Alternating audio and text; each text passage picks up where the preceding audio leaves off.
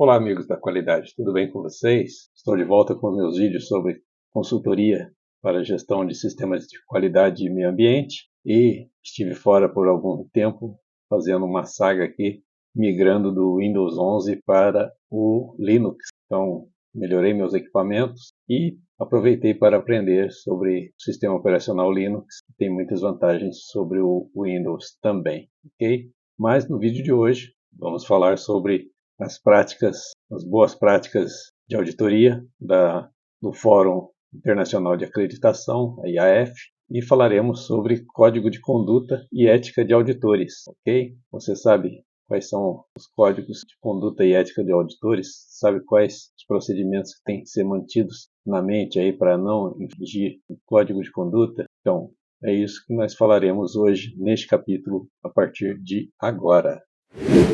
Então vamos falar aqui sobre o Código de Conduta e Ética de Auditores, né? Não há dúvida de que os auditores são muitas vezes vistos como estando numa situação e posição muito poderosa e privilegiada.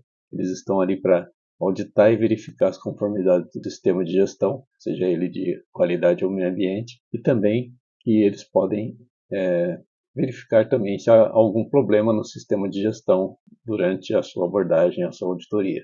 Então, este documento aqui, que é fornecido pelo IAF, depois eu vou deixar o link aqui embaixo na descrição para vocês irem direto lá no link da IAF, verificar a versão em inglês do documento. Então, este documento fornece orientações sobre os pontos que precisam ser mantidos em mente e que, se negligenciados, podem afetar adversamente a conduta e a ética do comportamento do auditor. Este documento é especialmente relevante para todos os auditores quando o código de conduta não foi especificado nos termos e condições do contrato com o empregador. Por exemplo, naquelas ocasiões em que o auditor é um terceiro prestando serviço para alguma certificadora. Então, não foi dado nenhum código de conduta para ele. Este documento pode ser relevante para ele seguir um código de conduta. E um tipo de código de conduta e código de ética. E também está incluído aqui nesta apresentação que eu falei para vocês. Seguindo, a declaração geral, os auditores, ao promoverem elevados padrões de conduta e ética, né, devem agir exclusivamente no melhor interesse da organização empregadora e de seus clientes no desempenho de suas funções. Conduzir-se profissionalmente com verdade, precisão, justiça e responsabilidade, ou seja, não pode haver mentiras durante a auditoria, não pode haver uma imprecisão, né? Precisa atuar com justiça, ele não pode ser injusto. Se ocorrer um problema, ele precisa detectar e informar. Se não ocorreu, ele também não pode simplesmente inventar que existe um problema, seria uma falta de responsabilidade do auditor. Não deturpar suas qualificações, competência ou experiência, nem realizar tarefas além de suas capacidades. Então, o auditor não pode deturpar a experiência dele, que ele tem, ou a competência dele para fazer o trabalho, nem a do auditado, e nem realizar tarefas além das suas capacidades. Ele não pode atuar como um consultor querendo instruir o auditado de como ele deve resolver os problemas que venham a aparecer durante a auditoria. Tratar de forma confidencial e privada todas as informações obtidas em relação a qualquer uma das atividades identificadas da organização de credenciamento e organizações de certificação, específicas ou individuais, a menos que autorizado por escrito a divulgar tais informações pela organização e pelo cliente da organização, quando aplicável. E não discutir tais informações com ninguém, exceto aqueles que têm a necessidade de conhecer as informações para fins legítimos dos processos de acreditação, registro ou certificação. Não divulgar quaisquer detalhes das constatações da auditoria, ou seja, o resultado da auditoria, nem durante nem após o processo de auditoria. Ou seja, ele não pode divulgar as constatações em redes sociais, alguma coisa assim. Está auditando uma empresa e coloca na rede social: encontrei tais constatações nessa empresa, essa empresa tem tais problemas aqui. Ou divulgar através de algum outro meio para alguém. Então, só se for autorizado pela certificadora, ele pode divulgar alguma coisa, mas não as constatações da auditoria. Tratar de forma confidencial e privada todas as informações obtidas em relação a qualquer uma das atividades das entidades mencionadas anteriormente, a entidade de certificação, os órgãos de acreditação, ou cliente ou empregador deles, em que tais informações podem incluir, entre outros, qualquer dispositivo, gráfico, material, escrito ou outras informações em forma tangível ou intangível, claramente identificada como confidencial, que é a palavrinha-chave, relativa às atividades da organização. Então, se ele encontrar, visualizar ou mostrado a ele material confidencial, ele tem que tratar essa informação confidencial e não pode, de forma alguma, comentar isso com ninguém, certo? Ou até mesmo copiar isso para usar em uma auditoria futura, alguma coisa assim, fazer uso dessa informação. De outro modo, qualquer dispositivo gráfico, material, escrito ou de outra informação em forma tangível ou intangível, identificável como privada pela natureza do seu conteúdo e contexto. Aqui a palavra é privada. Por quê? Se a informação é privada, pode ser privada de um processo, pode ser privada da organização ou pode ser privada daquela área que ele está auditando, daquele processo que ele está auditando. Então, ele não pode comentar aquilo nem dentro da própria organização com outros processos, certo? Então, isso ele tem que ter em mente. Então, e geralmente o auditor na reunião de abertura, né, ele sempre faz uma exposição da confidencialidade que ele tem, que tudo que ele vai ver ali, ele não vai fazer uso ou compartilhar isso para ninguém. Tá? Isso faz parte da ética do auditor também. Continuando, tratar de forma confidencial e privada todas as informações que podem ser consideradas confidenciais quando o julgamento prudente de uma organização poderia determinar que tais informações são privadas e confidenciais para a organização e reconhecer que a organização pode receber informações que não sejam claramente identificadas como confidenciais, mas que podem ser assim consideradas. Isso aqui é referente a informações que, pelo julgamento do auditor, ele consideraria aquilo como confidencial, certo? Mas a organização não definiu aquilo como confidencial, mas mesmo assim ele vê alguma coisa ali que poderia ser usado de forma errada se fosse divulgado, então ele vai tratar aquilo como confidencial e informações que a organização possa receber de clientes ou de fornecedores também podem ser confidenciais, certo? Então, pode ser reclamação de cliente, algum desenho de algum fornecedor que deveria ser confidencial e não é, alguma coisa assim. Na hora da auditoria, você vai verificar quais são os documentos que às vezes não estão definidos como confidenciais nem privados, mas que você vai, pelo seu julgamento, pela sua experiência de auditor, você vai considerar aquilo como sendo confidencial. Ele não vai poder comunicar intencionalmente informações falsas ou enganosas que podem comprometer a integridade do credenciamento, registro e processo de certificação ou decisões nelas contidas, capaz de atuar profissionalmente sob pressão adversa de seus empregadores e organizações que estão sendo auditadas. Isso aqui é bem comum, né?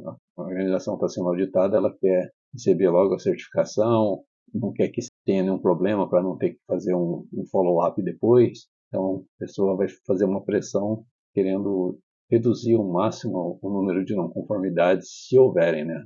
Lembrando sempre que o objetivo da auditoria é buscar a conformidade, é buscar a aderência entre o processo, o sistema de gestão do cliente e a norma que ele está sendo auditada, seja ISO 9001 ou ISO 14001, ok? Então, aproveito para solicitar a vocês que deixem seu like no vídeo, compartilhem esse vídeo com alguém que você acha que tem interesse no assunto e não se esqueça de se inscrever no nosso canal, ok? Então, continuamos. Então, aqui tem o exemplo do código de ética típico, um código de conduta e ética típico para um auditor. Então, primeiro vem a declaração, né, para defender e promover a honra, dignidade e integridade da conformidade da profissão de avaliação e em conformidade com elevados padrões de conduta ética, reconheço que aí vem as questões agora. Primeiro, as questões gerais. Serei honesto e imparcial e servirei com devoção ao meu empregador, meus clientes, o público e a minha organização. Esforçar-me-ei para aumentar a competência e o prestígio dos profissionais de auditoria.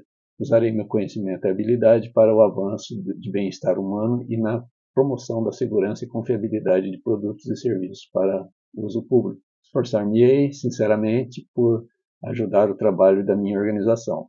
Em suma, ele precisa ser honesto, imparcial, para não dar não conformidades ou apontar não conformidades que não são não conformidades, ou até mesmo deixar passar não conformidades que visivelmente são não conformidades. Precisa fazer isso. Vai se esforçar para aumentar a competência e o prestígio da auditoria, ou seja, a auditoria não é uma ferramenta de investigação, mas uma ferramenta de melhoria, certo?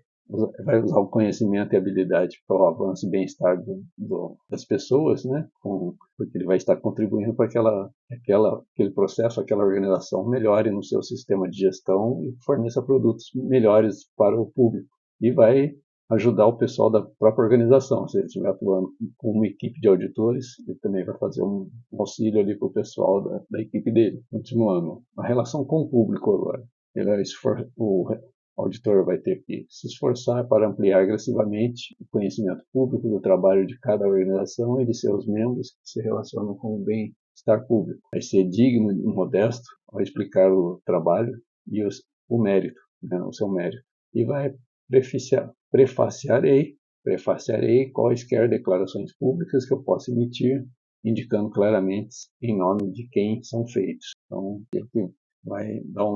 ele vai antes de falar qualquer coisa, emitir algum comunicado ou alguma impressão de alguma coisa, ele vai pensar antes para fazer isso, indicando claramente em nome de quem que ele está fazendo aquilo, certo? Então, fazer um prefácio da declaração. E aqui nós partimos para as relações com a organização, partindo com o exemplo de código de ética. Vamos tratar das relações com a organização, o empregador e os clientes. O auditor atuará como administrador de cada organização, empregador e o cliente. Informará cada organização, empregador e o cliente sobre quaisquer conexões de negócios, interesses ou aflições que possam influenciar no seu julgamento e prejudicar o caráter ativo do seu serviço. Ou seja, se ele é consultor de alguma empresa ou se ele presta consultoria, ele não vai poder simplesmente, se for contratado por uma certificadora, fazer a auditoria nessa empresa que ele atua como consultor. Então, ele tem que informar isso para o empregador dele, que seria a certificadora, e qualquer situação que ele tenha conexão com os negócios de quem vai ser auditado, ele precisa informar a certificadora. Ele não pode deixar isso prejudicar a auditoria, ou o processo de auditoria. Continuando, não divulgar informações relativas ao negócio, assuntos confidenciais ou processos técnicos de qualquer organização, atual ou anterior, empregador ou cliente sem o seu devido consentimento. Então, ele não pode chegar e divulgar as informações confidenciais que ele tem acesso durante a auditoria. É proibido fazer isso, né? Não é ético. Pode até fazer, mas não está sendo ético se ele não fizer sem o conhecimento do cliente, do auditado ou da certificadora. Não aceitarei compensação de mais de uma parte pelo mesmo serviço sem consentimento de todas as partes. Se empregado, exercerei um emprego complementar ou prática de consultoria somente com o consentimento de meu empregador. Como eu falei, se ele faz parte de uma organização que é uma consultoria, ele não pode simplesmente aceitar pagamento ou alguma coisa pelo serviço e aceitar o pagamento pela auditoria também. Não vai fazer isso. Tem que estar ciente de que ele não pode atuar como consultor e auditor da mesma empresa ou da mesma organização.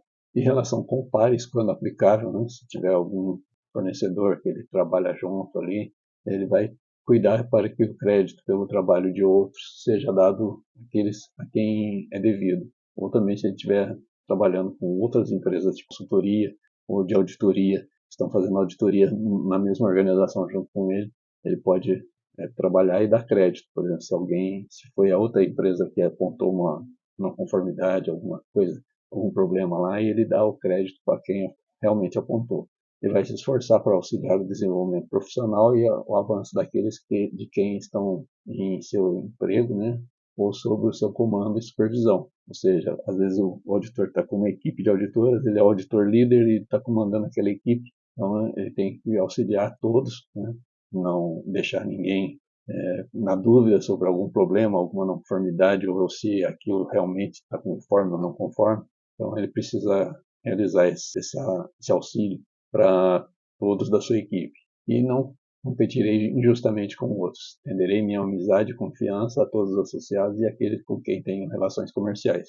Então ele vai procurar, né, não competir com as outras auditorias ou as outras empresas que estão fazendo auditoria na mesma organização ou até mesmo com o cliente, né? Não vai querer fazer uma competição ali, vou te dar um monte de não conformidade para você não conseguir se certificar. Não é assim que funciona, né? Ele vai estender a amizade dele, vai procurar ser cordial, entender os problemas, verificar se as pessoas conseguem corrigi-los durante a auditoria para que ele consiga fornecer o certificado o mais rápido possível para a pessoa, né? Dentro das possibilidades. Não pode ceder à pressão do cliente também, ok? Então, continuando, respeitar a opinião e a conduta dos colegas, né, para garantir que a honestidade e a abertura é demonstrada dentro de uma equipe de auditoria.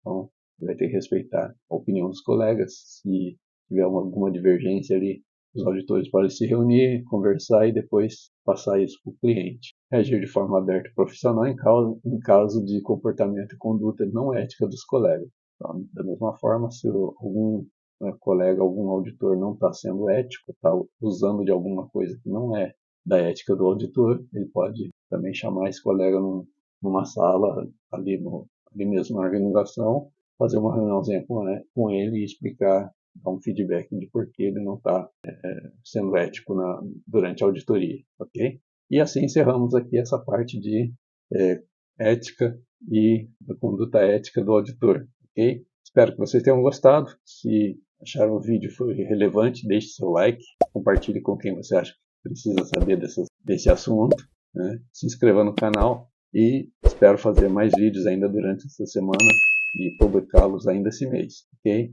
Obrigado por assistir e até a próxima.